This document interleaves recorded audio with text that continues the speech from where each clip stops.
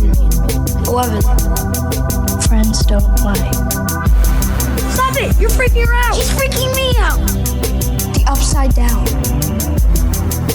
Do you understand what he's talking about? No. I found the chocolate pudding! Oh God, please tell me it's not the kid.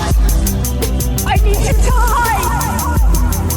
Mornings are for coffee and contemplation. Holy shit.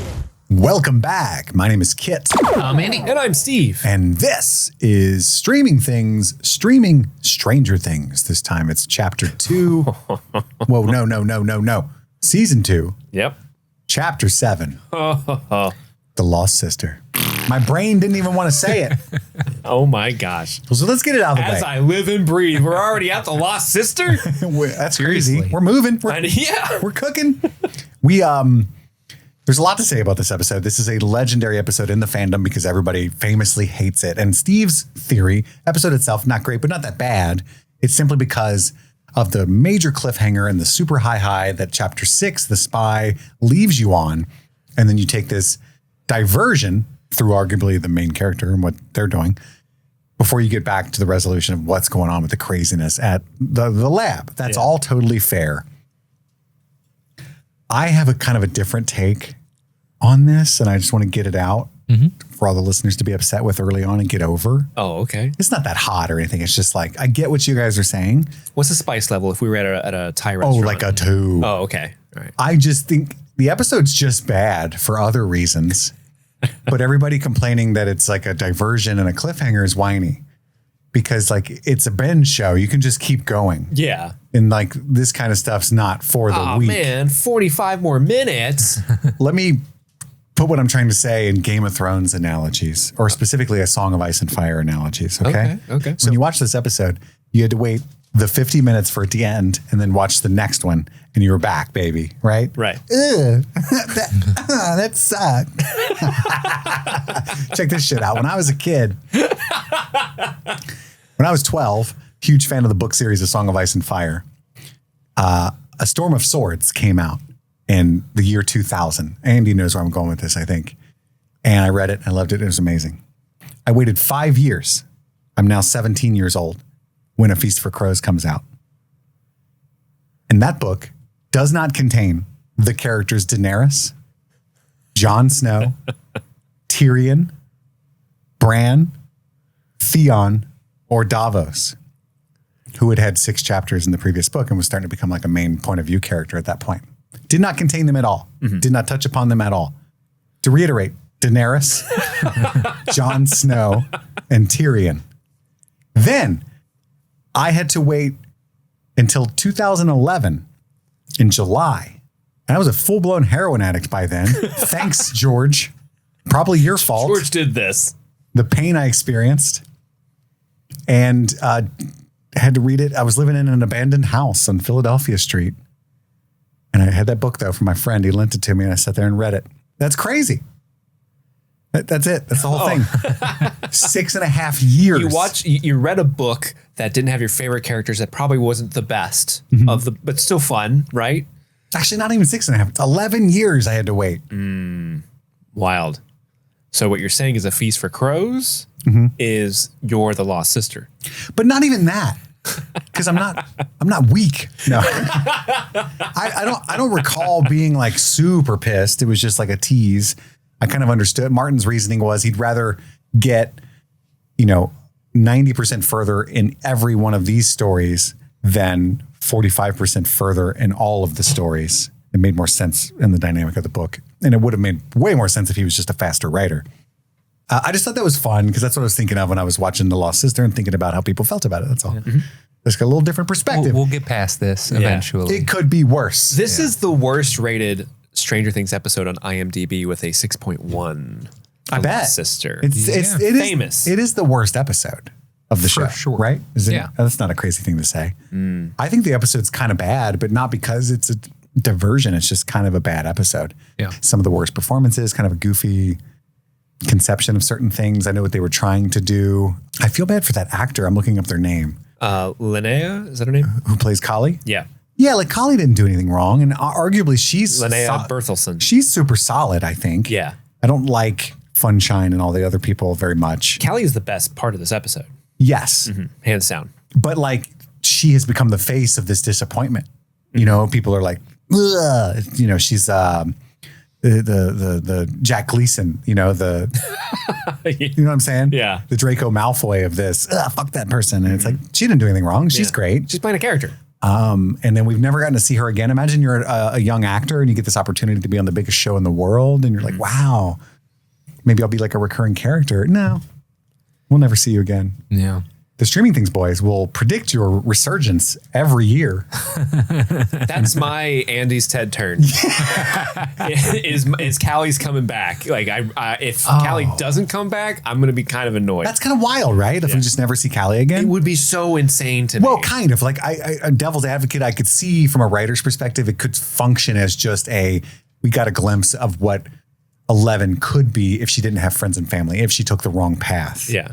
And that could be her function and never see her again. In fact, if they do it wrong, bringing her back could be super ham-fisted and corny. Yeah. But I don't know, Andy. I mean, I guess I kind of jumped the shark on overall thoughts. You're good. Hopefully you've watched the show in its entirety before we're revisiting, blah, blah, blah, blah. You know the deal, baby. What do you think, Andy? What do you got to say? So I will say that I try to see the good in this episode, but there isn't much to like glean out of it. I don't think this is a good episode. I understand why they did this. They needed 11 to have an arc. At this point, she has done nothing but hang out and be lonely in her cabin. And she broke the rules once and got yelled at by Dad. But what they did here was they tried to take the hero's journey for 11, give her an arc and have her become something more in one episode. And so this is like 4 or 5 steps of the hero's journey that they squeeze into one. It's the meeting with the mentor, and it's the belly of the whale, the road of trials, and the apotheosis, becoming something greater due to the trials and tribulations that you've been through, right? But squeezing all of that into Callie just egging you on while you move a bus in a 20-second scene is fucking wild work. Yeah, you can't do the whole Rocky thing in the same scene. Yeah. I do think that I understand what they were trying to do with the Scooby Gang. Callie's crew? Yeah, they wanted them to feel distinct, these characters that you've never seen before. But in an effort to make them distinct, they turn them into cartoon characters. And they're just very, very silly. I think that the writing is pretty awful at times in this episode. I'm looking at the old McDonald E-I-E-I-O shit. They're really harping on her overalls. Yeah, and Shirley Temple. It's like, okay, we get it. It's also weirdly repetitive, like to try to squeeze all of that character arc into one episode for Callie to be like, I was like you once. I used to have problems. Hey, here's all of the bad guys in keycard form. Did I mention that I was like you once? Here's all the bad guys, but now I have them printed up on the wall. Did I mention that I was like you once? And so like the writing is just weird and it's off. I do think that there are moments that I really like out of this. I love Elle getting a makeover and feeling bitchin'. And I do think that Millie Bobby Brown's performance throughout this episode is pretty good, where she's so good at just like releasing all of this anguish in a bitter scream, you know? And so when she is doing the Rocky thing with moving the bus, the Yoda moment, it's effective to some extent, but it's purely because of her.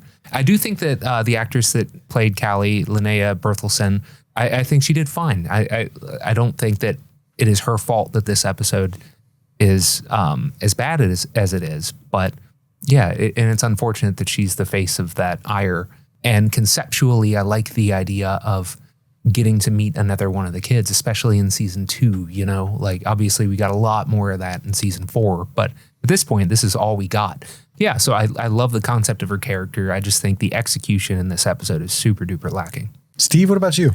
My hottest take is I don't think this episode is as bad as people say it is. I agree with Andy that the writing's a little strange and that the Callie crew in particular are definitely like one-note cartoon character people. But I think there's enough there where I'm interested in them. And I think the reason why I like this episode a lot more is I see the potential in what they could do with it. because they just completely abandon so much of this episode because of the reaction, I think really rubs me the wrong way. It's part of those things where I'm like, I would love to see the alternate reality, the what if scenario, if this episode didn't get all the hate it got and was able to actually influence the way Stranger Things went in the future. Because I really would love to see where Callie would end up, where all this, like, what happened to Funshine? What's Funshine up to nowadays? I would love to see that guy. And I really do think Callie in particular is really fascinating as a character, this like dark Eleven. I like the idea that she could be Eleven's Magneto to her Professor X, like two friends that are after the same goal, but one of them is just willing to do whatever it takes. She is a Magneto. Like, I love that idea, but and I'm always just so disappointed that we don't get to see it. And that's why I've always been beating on the drum. Like, I want Callie to come back. Yeah, this episode's probably not the best and people had a negative reaction to it, but bring that character back. There's a lot of cool stuff you can do with her. And you don't have to bring the whole crew back if you don't want to. Like, I mean, leave Dottie behind. Dottie's kind of useless. I don't understand her function in the team, if I'm honest with you. I think she does the hair. But everyone else, like the Axel guy is fun. Like, that could be a character that could get a lot of laughs out of me in the future if you did it right. But I do agree with Andy that the writing is a little sloppy in this one, specifically with the dialogue and how they react. But this is the introduction to a bunch of characters. I'm not necessarily looking for them to be more than one note. I like the idea of, here are these characters, we'll get into it later. And that's how I view this, but we never got to see what the later was. This fear of going back to these characters and this plot line only makes the plot line worse as time goes on, because it just sticks out like a sore thumb that you're trying to hide it from people, even though it's like, no, don't hide it. Like, embrace it, breathe life into it and make it even better. And I think you can do that. And that's why I understand why people don't like this. I really do think it's in a weird spot. And that's why people initially have that knee-jerk reaction of like, I don't like this. Let me look for reasons to hate it. Because I don't think it's, like, there are some episodes in season 2 that I don't think are necessarily amazing, but they're not that much greater than this. Because I think this is just a fun episode overall. It's not the smartest one. It's a little bit ham-fisted in areas, but so are some other episodes that I like and enjoy. And one of my favorite moments of the season happens at the end, and that's the wrap up of Eleven's home arc, because all season she's had all these people, well, even in the first season, all these people telling her what home is. Like, let's go home. This is your home now. And this is the first time in the entire show where she actively says, I'm going home. She's made it up for herself where her home is, and it's Hawkins with her friends and with Hopper. And I think that's a really cool moment at the end of the episode. Like, yay, she's going back and it's her home. And this strange, presumptuous lady that has to squeeze in next to her when there's so many seats on that bus. You a chatterbox, aren't you? It's like, mind if I join you? Yes, I do mind. What? Mouth breather. She kills her. Well, yeah, it makes her pee. But pardon me, I seem to have pissed myself. It does sort of grind the momentum of the whole season to a halt to do on the side mission. I kind of don't know how they can rectify that, because I kind of would love to have, like, you know, in a perfect world, I wouldn't mind if, like, we got to see this a little bit earlier. Like, this episode came a little bit before the last one, and maybe we even got some more intercutting of what's happening in Hawkins with what Eleven's doing in Chicago, and we get maybe another half episode's worth of time with these characters to flesh them out a little bit more. I would be happy with that. But yeah, it's just a shame that the reaction of this episode really sort of stopped all things you could have done with Callie specifically, because she has a moment in this episode that really kind of, like, in this most recent rewatch, I was surprised at how much my heartstrings were tugged in that last shot when she watches Eleven leave, and you can just see, like, this person that's like, and I really got the Magneto Professor X vibes in that moment. Like, oh, my friend that I thought I could rely on is leaving me. And I didn't even know that about myself, that I needed this found family. And now that I know that, I'm going to be even more vengeful and wicked, maybe, you know. It's cool, but it's a big what if. Maybe we'll never know what happened to Callie, and it's sad. We would need Jeffrey Wright to tell us maybe what happened in a separate universe. Come with me. Doesn't look like anything. As I ponder the question, what if? Yeah, exactly.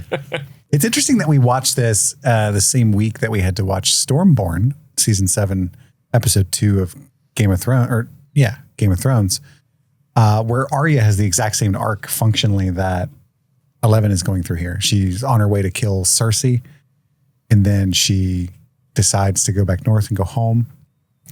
And Thought you'd be going to winter hell. and I don't want to get into a big bowl of ratatouille here because that's kind of a stretch of an analogy, maybe.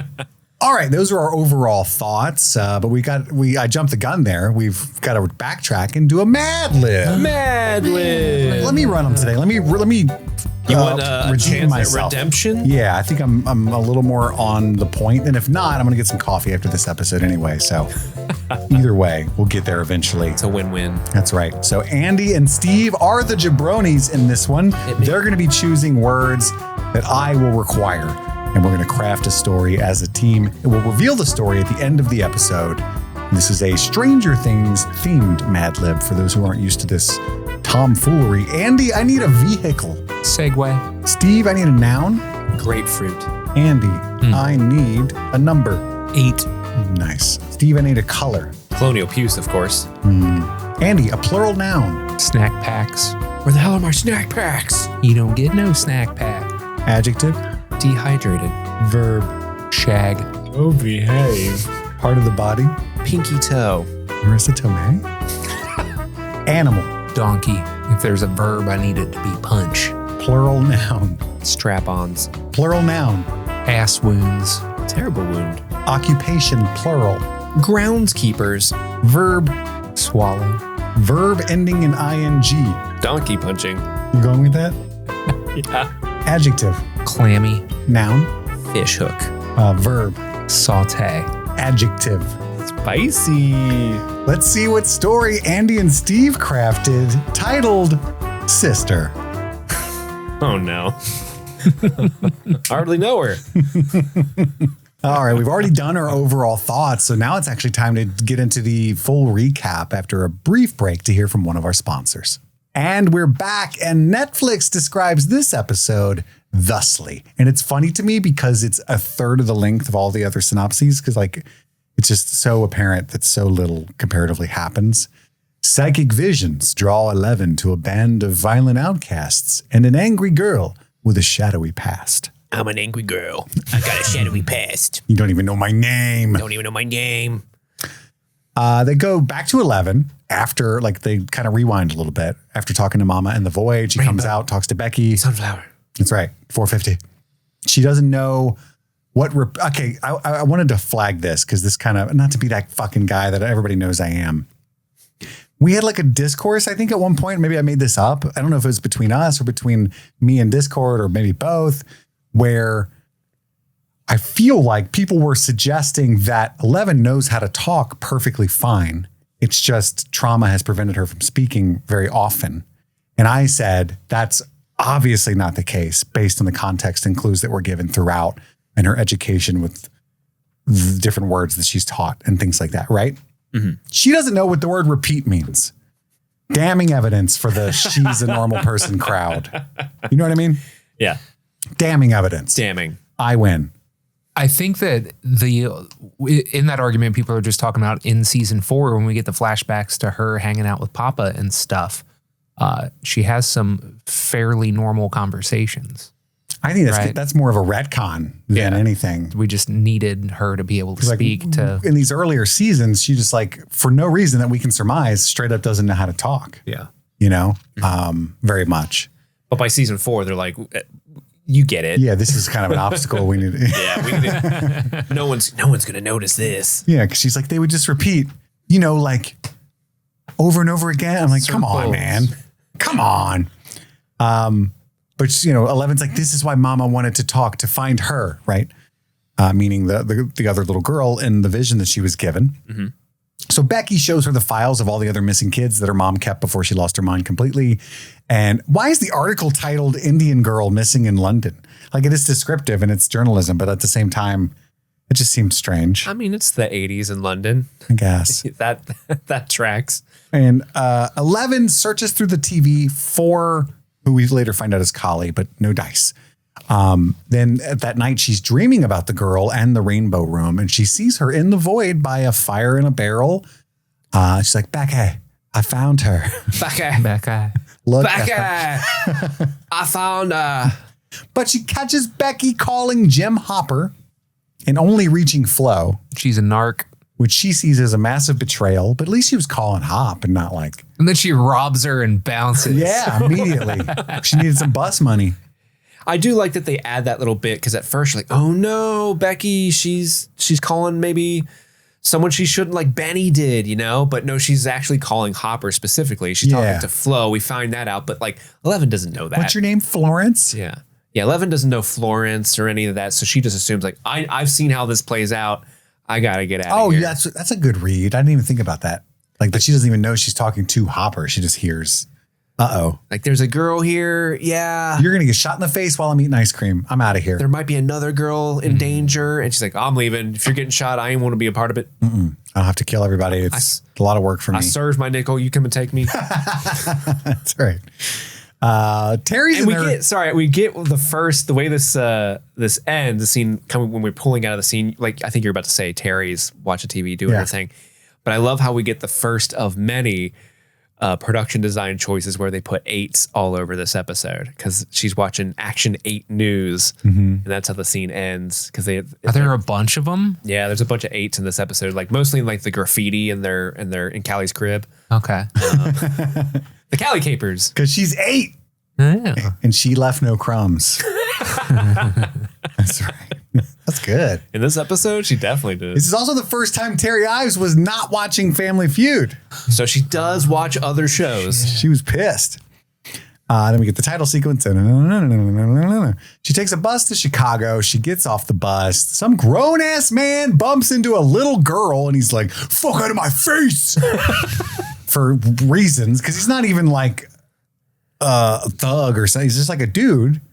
That's Chi-Town, baby. Which are the worst, actually. Chi-Town. Mouth breather.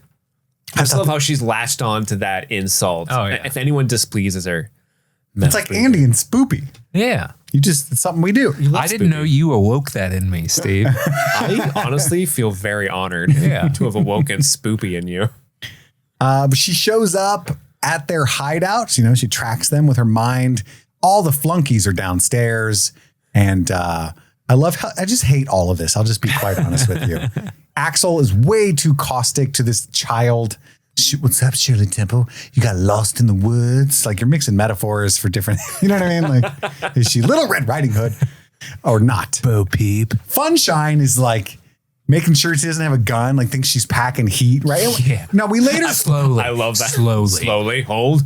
That's so corny. I'm the muscle. Like she's 11. Literally, that's her name, but she's 11. I'm security in this Scooby-Doo outfit and I take my job very... Dandol. Let me pat you down. Make sure you don't have anything on you. It's ridiculous. But also, like, we do find out that they're all incredibly mentally disturbed. And it's implied that Callie used her powers to bring them to some semblance of sanity, which is why they all love her so much.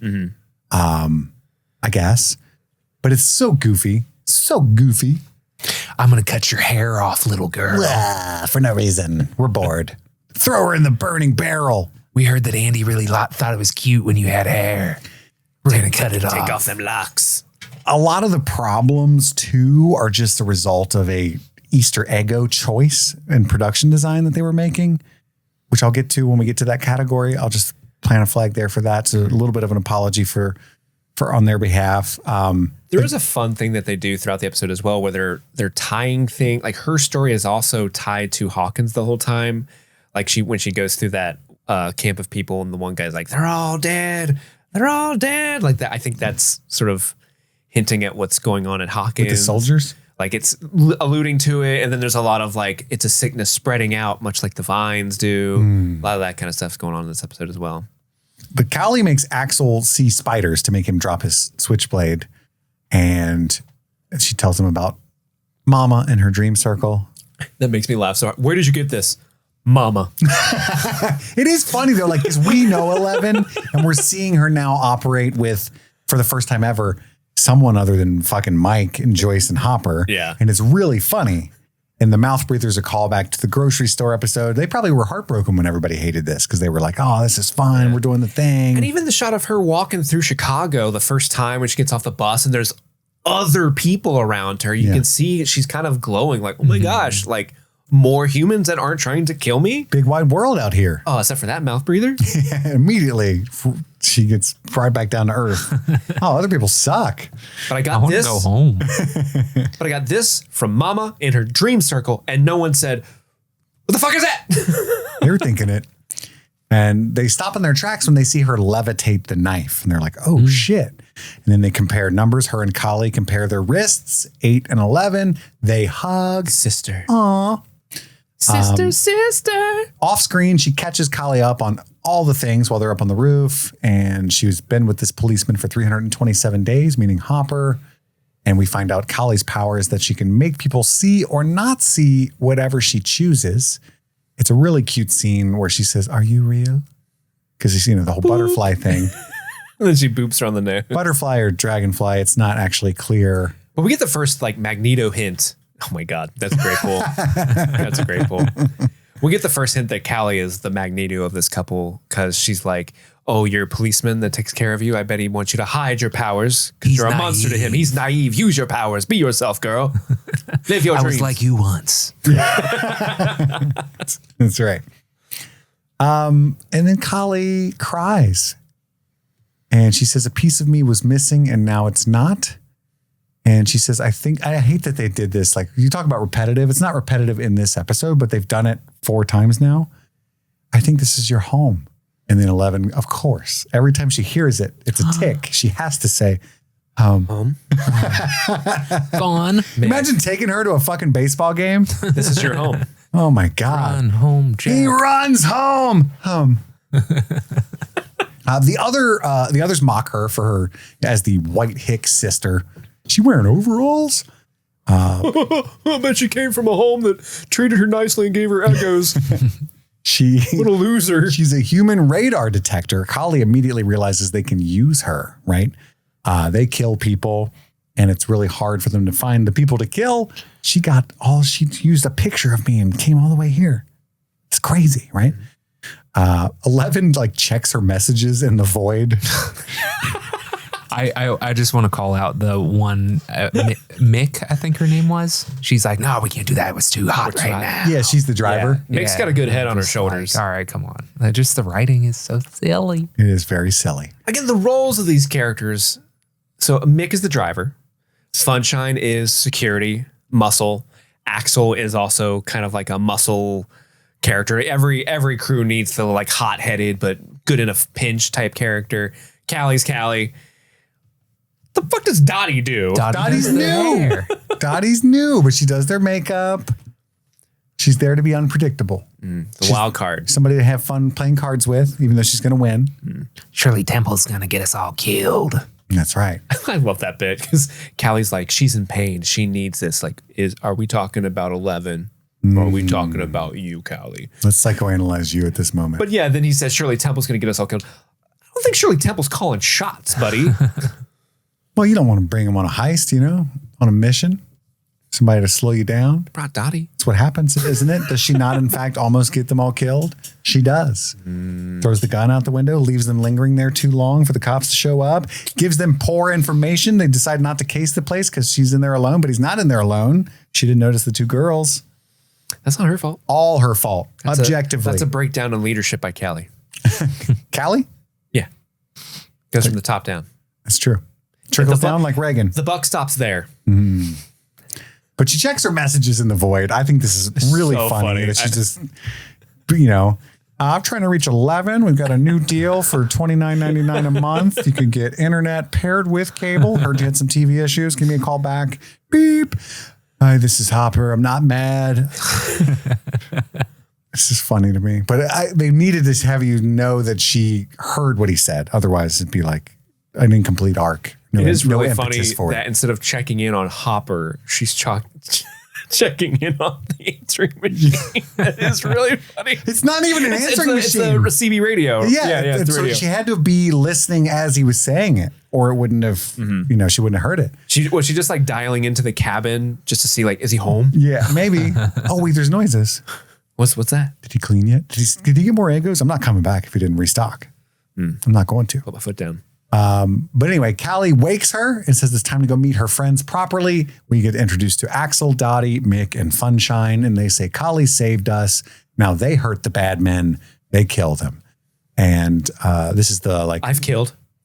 Yeah, I know. Oh, okay, kid. Jesus Christ. Oh, I kill hella. And this is the rushed Rocky training montage. They just do it all immediately, where Callie wants her to draw the train to them. Initially, she can't do it. And she told them the story about lifting the van. So she's like, I know you can do shit like this. Find something that angers you. Harness that power. And she thinks of Max, which I thought was really funny. Of all the brutal things that have happened to her, That fucking bitch. she thinks of Max to summon that energy. He out there cheating. And then she does it. That hoe bag. Brings the van to her, or the train, and everybody cheers. She's part of a crew now. You know, it does feel good to feel belong. It's wild that like she is in this turmoil of anger and anguish, and she's crying and she's like visibly upset, and then everyone's like, "You did it, girl! That was awesome!" And she's like, "Was it? I don't feel good. I'm sad." It's also, it's probably just a product of writing and what's necessary at the time, but you could see it as a growth of her strength and character in general, because typically She faced trauma. using this energy in this way would cause her to be very exhausted. And she arguably did something bigger than she's ever done. Mm-hmm. And she isn't even tired afterward. Yeah. She's a little tuckered out. She asks Feel for good. some chocolate pudding. Right. Immediately. And then Callie shows her the bad men, all of I think Andy pointed out the ID cards. And we see Mr. 450 himself, Ray Carroll. She's like, I know this one. So hysterical because his photo is part of a newspaper clipping, and the headline is just "Retired." Slow news day. Congrats, man. Random man, 45, retired. That's evidence of how lazy a lot of this stuff is. That's what I mean. But she says they've been hard to track, and so now that we got you, we can find him. And they discuss whether or not they should even do it. It's still hot out there right now, which, you know, you're right. This is all Collie's fault. Like, they shouldn't even be doing this. It's way against protocol. Like, the van is still well known out in the city for what their recent crime was. Did they even swap the plates? They didn't yet, but they will. But still, it's like a very noticeable, like, Scooby-Doo van. And then they look at, it's time for a makeover for 11. They make her all bitching. And we loved this when we first watched it back in 2017. I remember talking about it a lot. Still love it. It's cool. I gotta say, like, I know you guys don't like it, but like the slow motion set to the Runaways song. He's a little the montage. Yeah. Not that one. Not the Bon Jovi one. But anyway, the slow motion walk. The song that sounds like Cherry Bomb but isn't. Cherry Bomb. Yeah, that's this song, Dead Injustice. It looks awesome because 11's got the eyeshadow and the hair slicked back. She's looking bitching. Got this crew like, we're gonna go kill Ray. And they do the whole mask. He's retired. The mask jam montage is super cool, where they're trying on all the different masks, and she's headbanging in the creepy baby mask, and it's super fun. Yeah, it's a good time. They stop at a gas station to resupply. They give the gas guy a vision of, Callie does, his bathroom leaking. Poopy water. I want to shout out this actor. I think he's in the running for 11 out of 10 performance because his mind, like walking over through the water that's not there. Oh, yeah, that was really good. Yeah, it was good. And now it's time for the supermarket sweep. And Elle, of course, gets Eggos. Of course, she's stocked up. But in the middle of their shopping, I don't know how much time they thought they had, but I got a bunch of crazy looking punk customers out there I should probably check on. Pulls his gun. Sir, we are only stealing from the war criminal billionaires that fund this. I almost vomited from the cornball. It's like, dude, this is a fucking Marty's Mart. He's like, I own this. I am Marty. Gaze upon my mart in despair. It's so funny. Like, maybe if it was a BP. Oh, for sure. You know, but a Gas and Go? Maybe. Who knows? It might be a subsidiary, Steve. Could be. She's done her research. Actually, should I research, like, was Gas and Go in the 80s like a big conglomerate of like Shell or something? Sure. No, I'm curious. Like, is there more to Gas and Go? Like, is this a Schlitz thing that people are going to make fun of us for later? Like, oh, it's everywhere. No, Gas and Go is not considered a huge company. It's a small chain of convenience stores primarily located in Vancouver, We're robbing from the corporate billionaires in Canada. owned by Wayne Proctor and his. Now, huge companies such as Bussies Pussies. or the now acquired Get-Go are on a much larger scale. The fuck is Get Go? Get gone, motherfucker. I don't know. Who called the cops? That's what I want to know. Yeah. Because they fly out of there. We're out of time. Let's go. Because the cops are coming. Do you think it's an unrelated thing? Like there's just sirens outside, and It's interesting because this is bad writing and you don't know for sure. But when they're leaving their hideout, there's a cop who's there for a different reason. yeah, Who like looks at them like, huh. I know that fan. And obviously he's recognizing them from the murder and getaway of the bridge thing that we saw at the beginning of the season. Which was in Pittsburgh, right? Right. Yes. So it's like, okay. But you see him like remarking upon it at least. And I think all you're supposed to take from that is why they know where they are later. Yeah. Because he's like, oh, van fled the scene. Oh, I saw that van coming out of this spot. That's what that is. So anyway, there's nothing to explain why the cops arrive at the gas station is what I'm trying to say.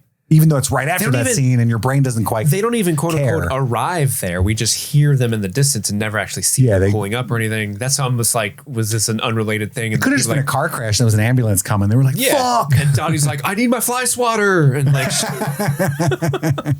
yes. We cut to Ray watching television. They I'm sorry. I know Eggos, it's an Eggo, but I have to remark on how fucking hysterical it is. The image of this grown man drinking a beer and watching Punky Brewster. That's Andy, dude. Let's fucking go. Why are you judging? The fuck? I got nothing going on tonight. Let's hang out with old Punky. Man. It's Punky and Drunky tonight. Well, he's got 2 kids. Maybe they were just watching it before he sent them to bed, and he's sad. Yeah, you find out later he's got the 2 girls that were obviously watching it with him beforehand, but that initial like establishing shot of him watching Punky Brewster alone with beer is so funny. Andy does it all the time. He doesn't even have kids. Yeah, you know, he's hanging out. Puts on old reruns of HR Puff and stuff. You smoke a little weed. You know what I'm saying? Because he's safe to be around. Yeah, exactly. Ray. Ray's just having a beer watching TV. And they put all their masks on because 11 told them he's alone and they're watching TV. Elle and the gang break in. Dottie steals the pills and money. She's like, oh, shit. Got some Tic Tacs here.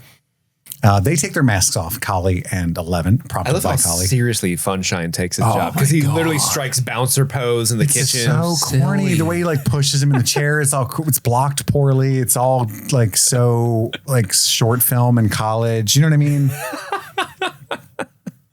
That's what I mean. None of the stuff that's the shitty about this has anything to do with like, oh, I wish I was back in Hawkins. It's just like there's little micro shits everywhere, you know? Micro shits. But Collie says, do you remember us? And he's like, nope, do not. You hurt mama. Collie gives him a vision of like the way they use her powers in this episode is really cool. For sure. And kind of piggybacking off Steve's point for like Collie's potential in the show could be really awesome in different ways. Like the way she disappears them from the cops later. And this where she turns them into their little girl selves Remember us now? is super cool. Come play with us. And Forever and ever. he's like, I can help you find him. Brenner, he's alive. And 11's like force choking him now. Papa is gone. I find your lack of faith in Brenner's death unnerving. And I'm like, whoa. And then He trusts me. I'll take you to him. The electrician guy. He trusts me. he trusts me. 450. He threw me a retirement party and everything. He was in the press. God damn it, Ray, I'm going to miss you. Step 1 in going into hiding. I know how you've always wanted to be in the paper, so I took out 2 columns on page 4. Surprise. they say you're retired, but we know you really are. There's 2 little girls in the back room calling the cops that Dottie and Axel discover. And Callie still wants to kill him, even though he's a papa. Did he show your mom mercy? Were we not children? And Jane throws Callie's gun out the window whoosh, with her mind. It's dope. Just to be clear. The cops pull up. They dip out. And Callie says, don't you ever take away you wanted to give him mercy. That was your choice. Don't ever take away mine. Mm-hmm. Do you understand? Everyone in the show, the writers love that phrase. Do you understand? They love that phrase. Duffers love it. Repeat. Mick is nervous back at the Mercy. warehouse, looking out the window. She's chain smoking. That's her job, is to like be on the lookout for this kind of shit, right? I hope she doesn't glance away for 3 crucial seconds later after staring out that window That's all because night. Dottie's a liability. I've been saying it the whole time. 11's in her room alone. Callie comes in and says to Andy's chagrin, I see in you my past mistakes, and she's like, they were kids, right? So they talked about how her backstory is that she ended up escaping and running once her powers were strong enough to get herself out of there. She found a place to hide. She found a family and a home, and it didn't work out. And that's what you're in right now. It's not going to work out where you want to be. Mm-hmm. You have 2 choices. You can hide or fight. And Callie wants to fight Papa. And then she gives Bring it on. a vision of Dr. Brenner. That's Callie getting in her mind with her powers. Did someone say fight? Because 11's like, he's dead. That man tonight disagreed. Disagreed. All this time and you haven't looked for me? Were you afraid of what you might find? Are you afraid to defend your heavyweight title? This Sunday at the Coliseum at Caesar's Palace. And then iconically, Sold out crowd. he says, you have a wound. A terrible wound. And it's festering. Do you know what that means? Probably not. Which is a word, and that's the first clue to the audience that this is a vision because Callie told her what festering was earlier in this episode. And also it's like, it means rot and it That's will grow. the first clue. Well, I mean, if you... Not the fact that a fully dressed Dr. Brenner just waltzing in is not weird. Well, you know what I mean? Like, it ties back to what she said earlier. I like that little... It's great. I didn't even catch that. It's And great. and also, like, the whole rotten and Wait, he wasn't there? I had the day. I've got to go. I called the cops on your bitch ass. Fuck you. I was there at the gas station taking a shit. Justice for Marty. Also, the little bit where 11 is like, go away. Just like Will was yelling at the mind flayer. Collie doesn't know who she's fucking with. You get 11 all emotional like that, she's liable to bring the building down. Snap some necks. If I get Firestarter angry. She turns into Milton from Office Space. Apparently. I'm going to burn this place to the I ground. burned down the building. Give me back my policeman. Has anyone seen my policeman? She says, you're always free to return to your policeman. And she says, let us heal our wounds together. Now the police are rolling deep, like Adele style. There's like literally 50 of them running up. in the deep. Right at that moment, Mick looks at the poker table and starts talking to Dottie as all of them run past. And you guys don't know this, but I Mick did is distracted. Move in. She's the best lookout in the business. If you look up at the companion novels, you find out she's blind in her left eye, peripheral wise. She has no peripheral vision. And Dottie, you find out that she was an undercover narc was feeding the cops information the whole time. That's right.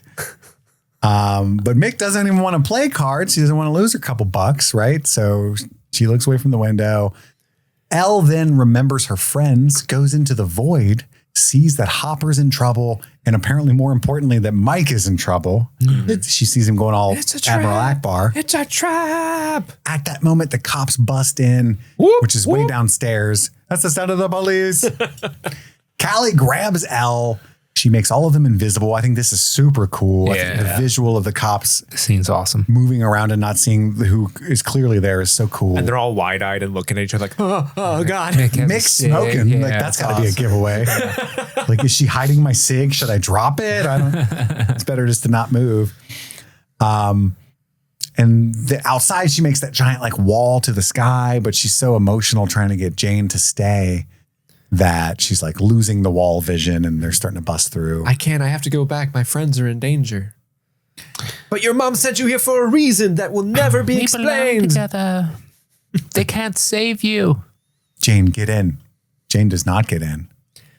And I love that line. That's a good line though. No, you can't, they won't save you. No, but I can save them. Yeah, it's a good line. That's good. That gives me chills. Yeah. And that's the end of the episode.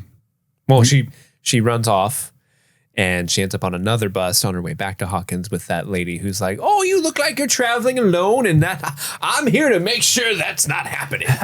Oh, you're reading a book. What you reading? You know, like, fuck. You look forlorn. Might I join you? This is one of my, I'm not an asshole. I always sound like I am. I'm doing this for comedy, but I guess maybe I also kind of am.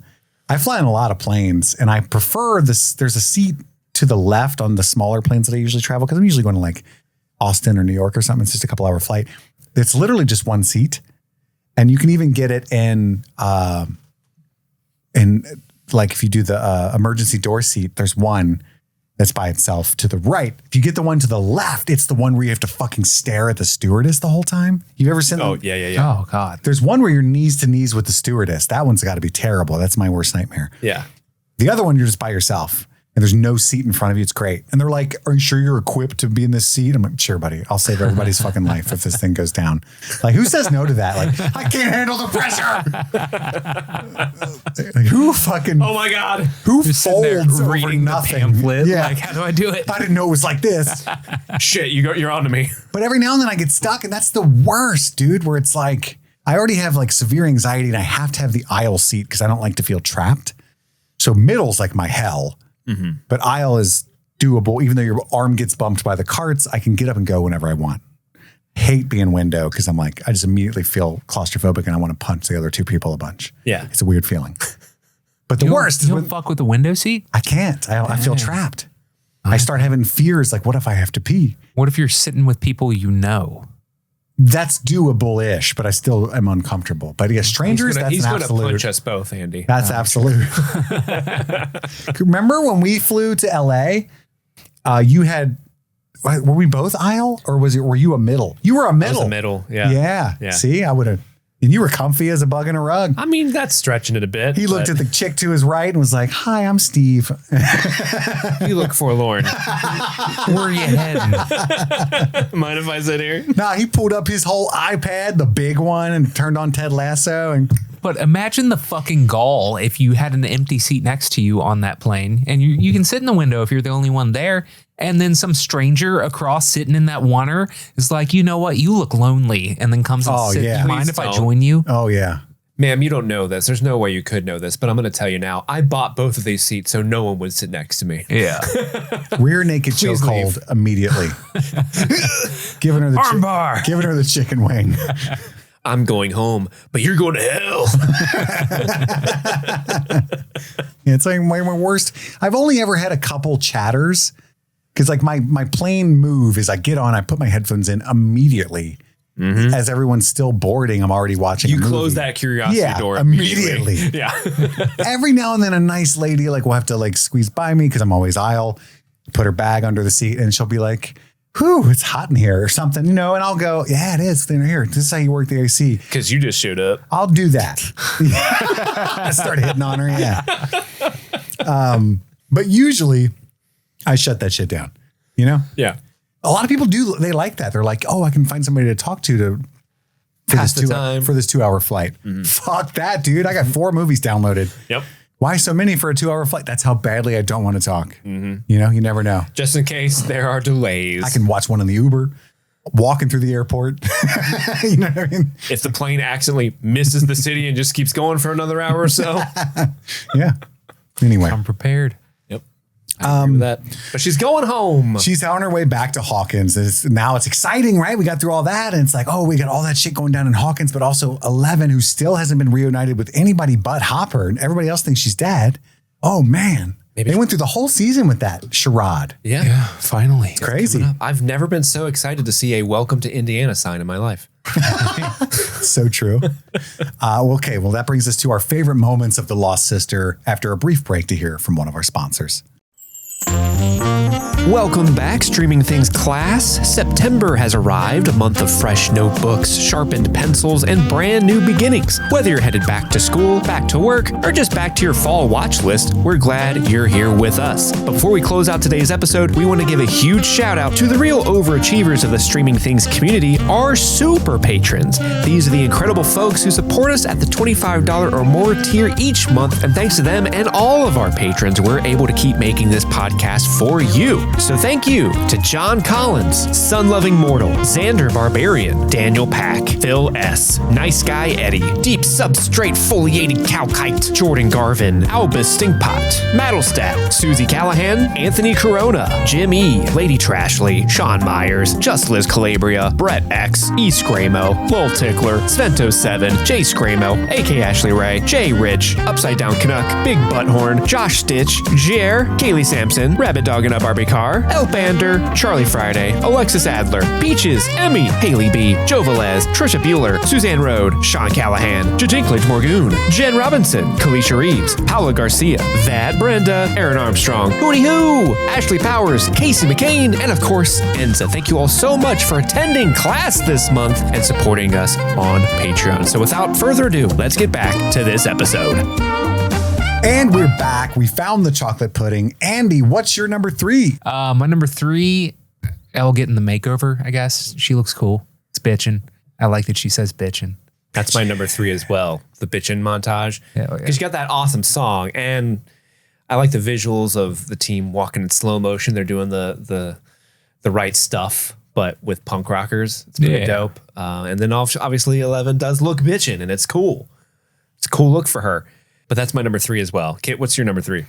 Well, I actually have 5 potentials. That's pretty more than you'd think for the Lost Sister. There you go. I'm going to say the train, as silly as it is. Like levitating the train. I think there's some power in that and her realizing her potential. And that there's a good side of the coin that Callie's trying to push her toward, you know? Yeah, it's always cool in movies to see that, like, respecting who she is. Let me grow in my power. It's always neat. Let the past die. My number 2 is the moment when Elle refuses to get in the van. She's like, no, they can't save you, but I can save them. It's just good line. Solid. Steve? That's my number 2 as well. Andy, are we like gonna? I think we're gonna do it, man. 100% with each other. No, I love that scene, and it's all because of both Millie Bobby Brown and Linnea Berthelsen. Her last name's really hard to say. Punky Brewster. Their performance, just like, come on, Elle, come with me, and then she has that dope ass line, and you can just see how hurt Callie is, and it's generally in this episode that's pretty silly. Like that's one of the scenes that like really hits emotionally for me at least, and that's why it's my number 2. I really like that one. Kit? I can't believe that's not your number 1, both of you. I don't know what your number 1 would be.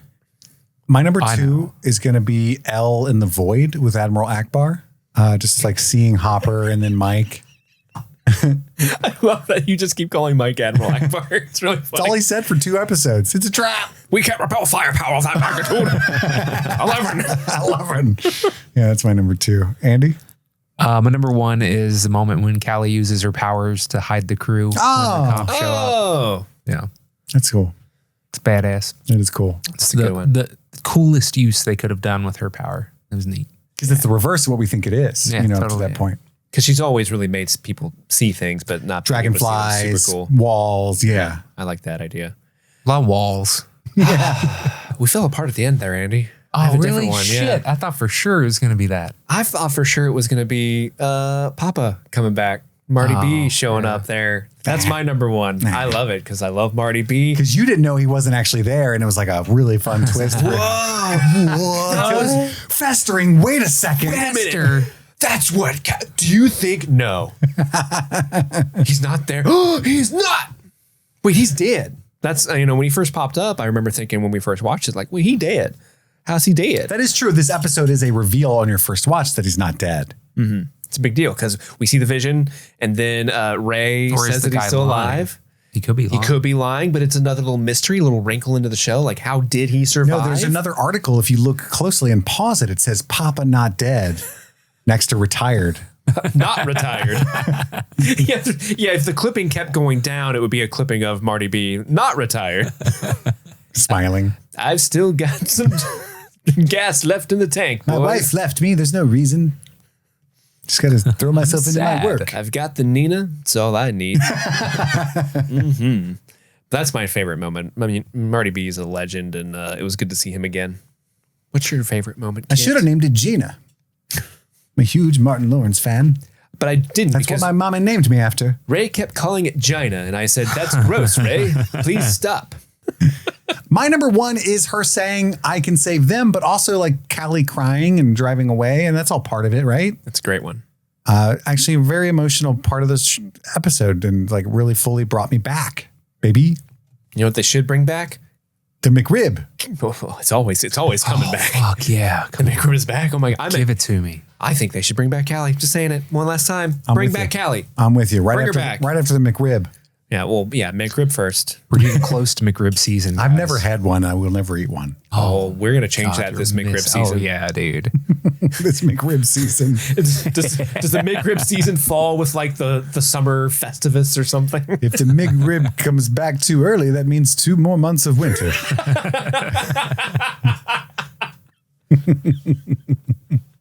My God. I don't know It why saw I did its- that in Marty B's voice. My God, it saw its shadow. My God. Well, that brings us to our Easter Eggos. You know, all of the 80s pop culture references baked into Stranger Things. We identify them as best we can, one at a time.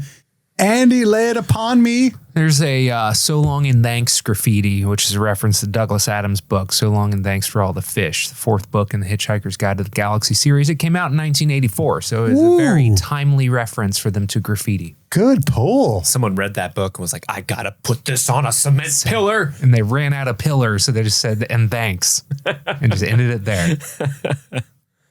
Obvious one, low-hanging fruit, but Funshine gets his name from the Care Bear. In fact, that's the mask he's wearing when they go to kill Ray, is the Funshine Bear mask. Care Bear. Yeah, low-hanging fruit. I knew that.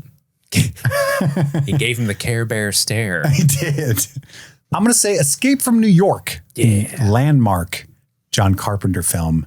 I think a lot of the aesthetic of this episode is built kind of around that vibe, the post-apocalyptic punk Escape from New York shit is like why her crew is so goofy and out of place. Mm-hmm. But also it's an homage to the iconic John Carpenter score from that same movie during the sequence where she's tracking down Ray Carroll. That's the Escape from New York score, or a reference to it rather.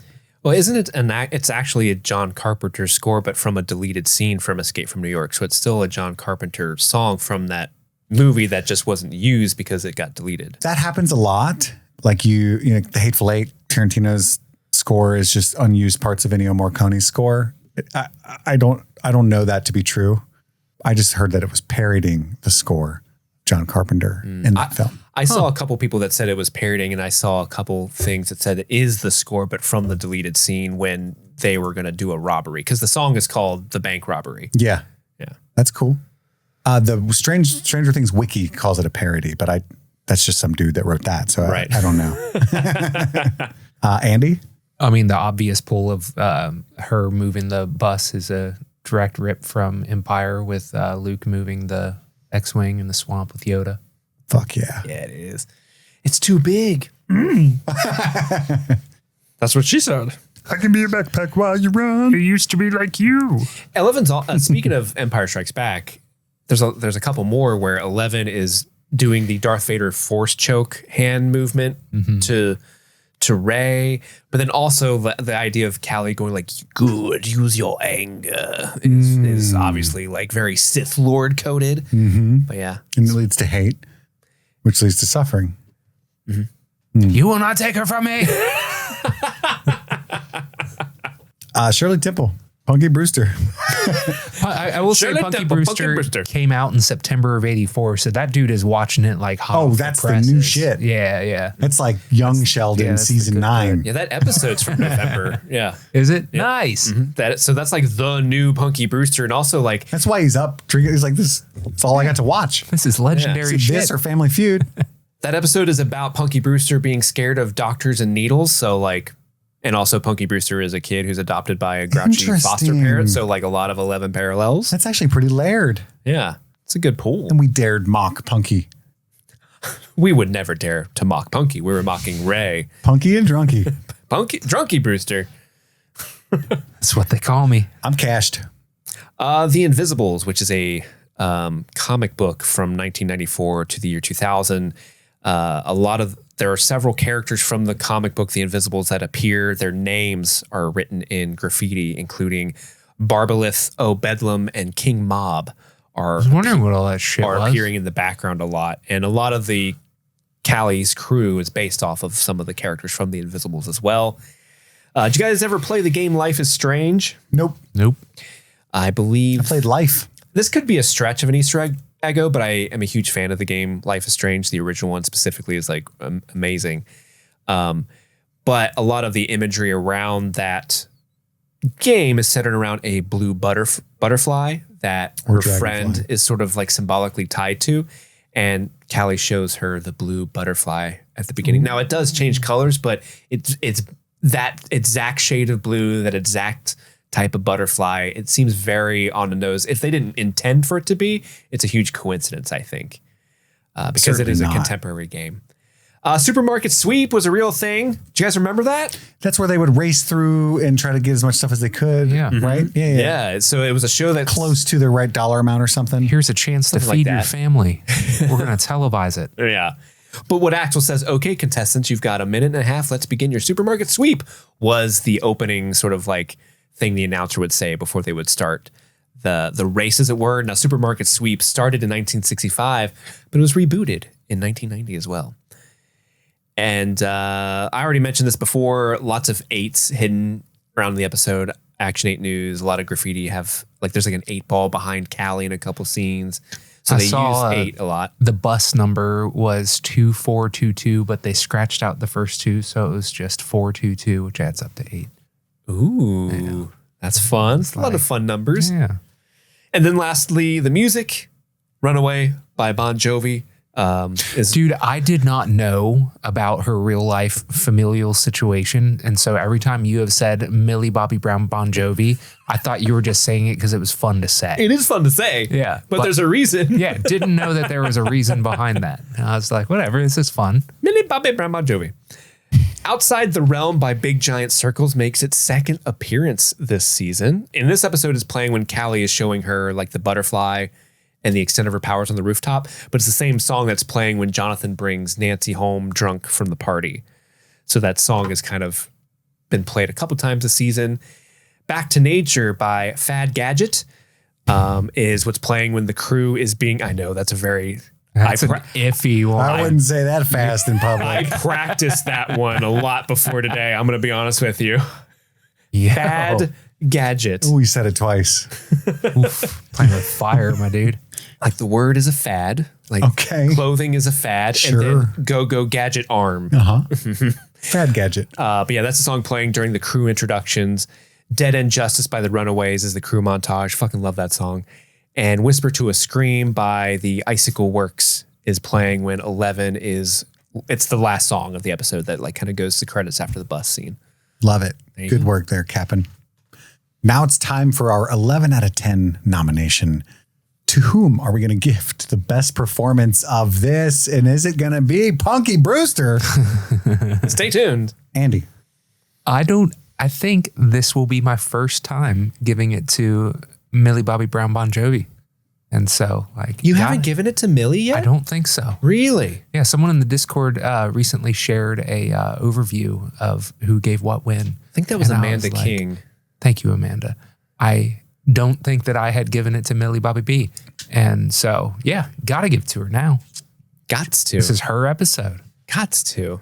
It was redacted that did the spreadsheet. Emily sick. Screaming.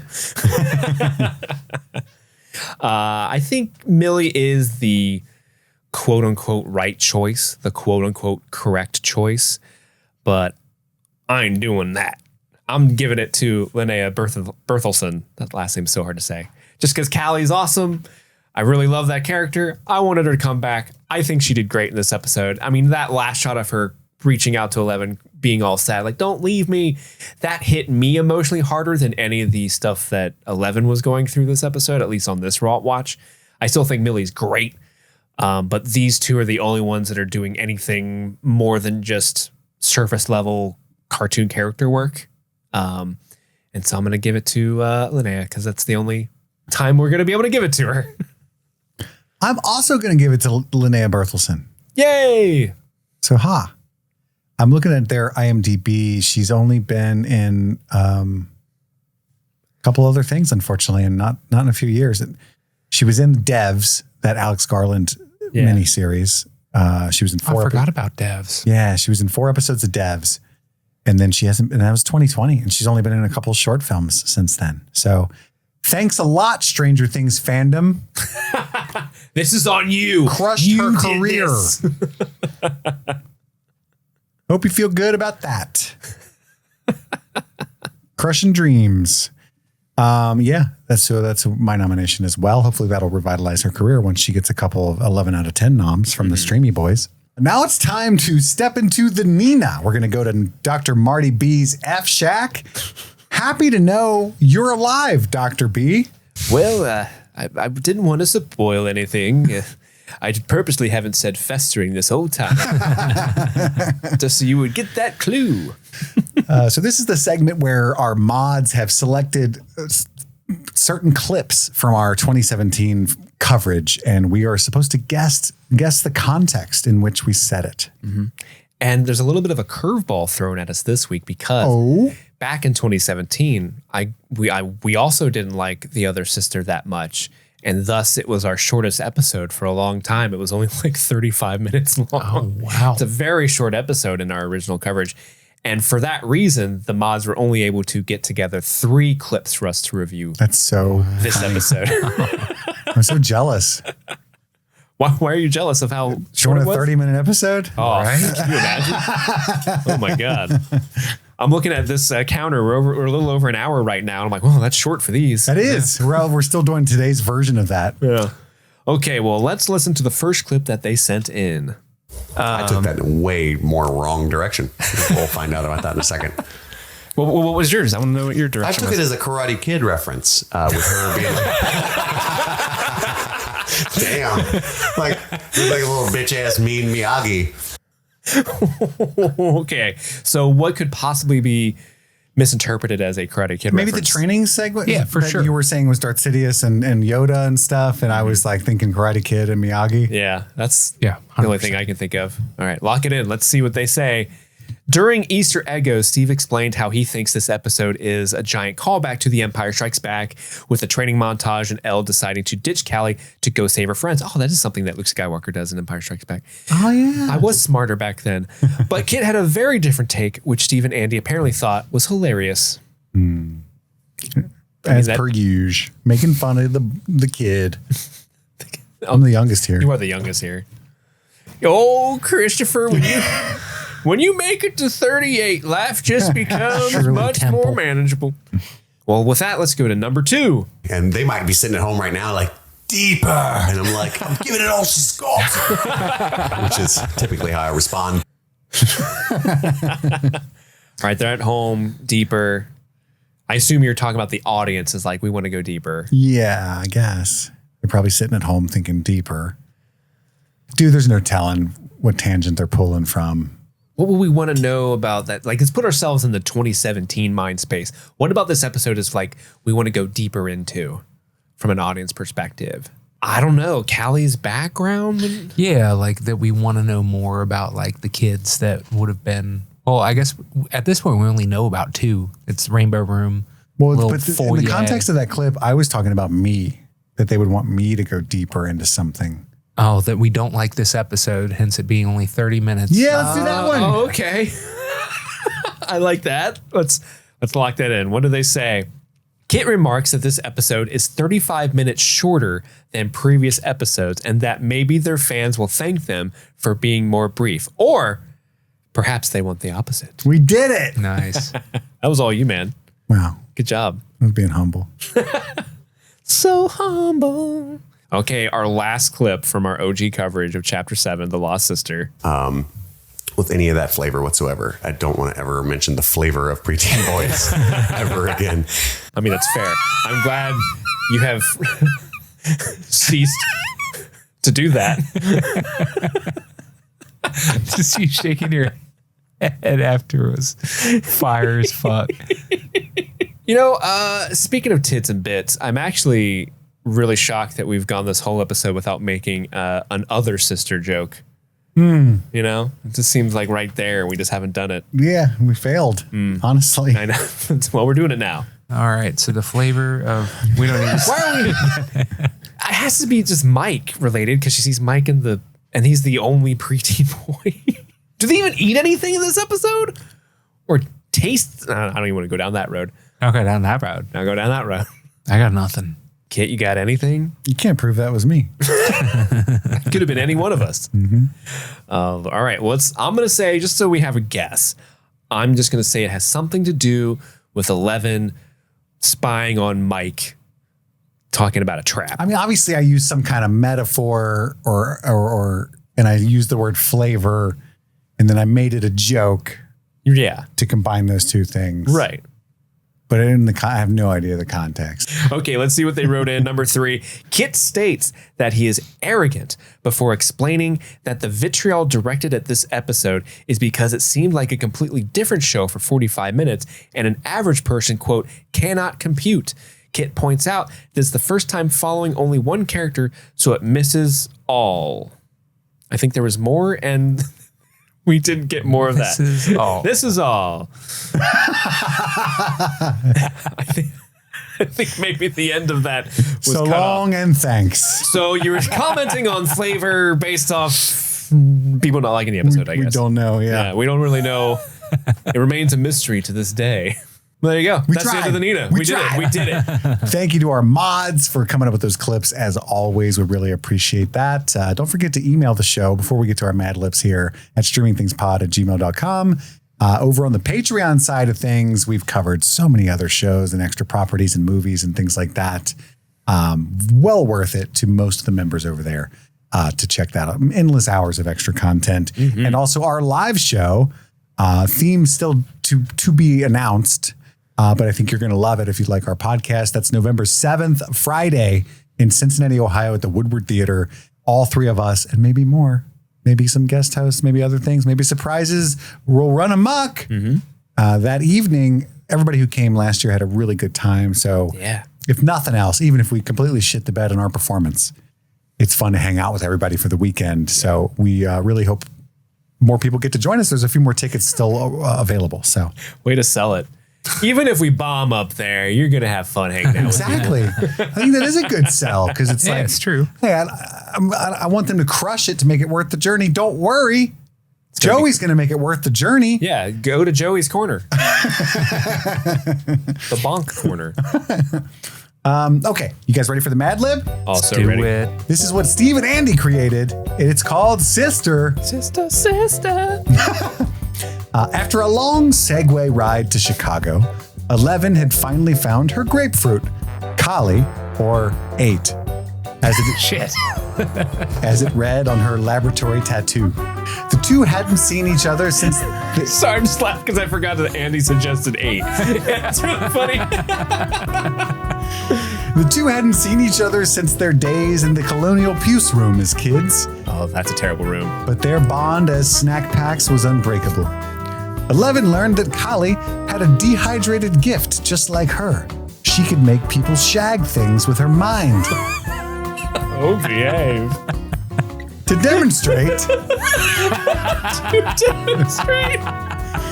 demonstrate, she opened her pinky toe and revealed a beautiful donkey.